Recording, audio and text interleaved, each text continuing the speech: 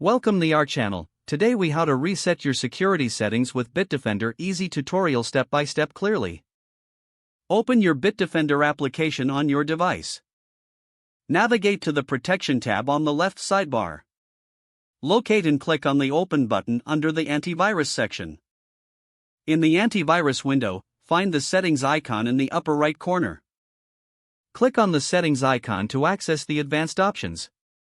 Scroll down to the bottom of the Settings menu. You will see the option to restore settings. Click on Restore Settings to begin the reset process.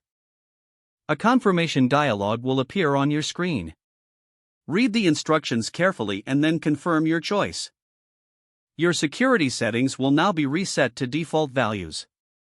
Wait a few moments for the process to complete. Once finished, review the settings to ensure they meet your preferences. You are now ready to customize your security settings again if needed. Close the settings window and return to the main interface. Congratulations, you have successfully reset your security settings with Bitdefender. If the page does not load, refresh the browser or try again in a private or incognito window. Make sure you are using the correct email address, then retype it carefully to avoid small typos. If your password is not accepted, use the reset option and create a new strong password you can remember. Check your spam folder for verification or security emails, then complete any requested confirmation steps. Enable two-factor authentication if available to improve account security and reduce unauthorized access risk. After signing in, review your profile details so your contact information and settings are accurate and current.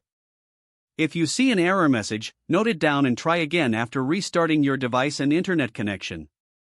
Log out when you finish, especially on shared devices, to keep your account and payment information secure. If the page does not load, refresh the browser or try again in a private or incognito window. Make sure you are using the correct email address, then retype it carefully to avoid small typos.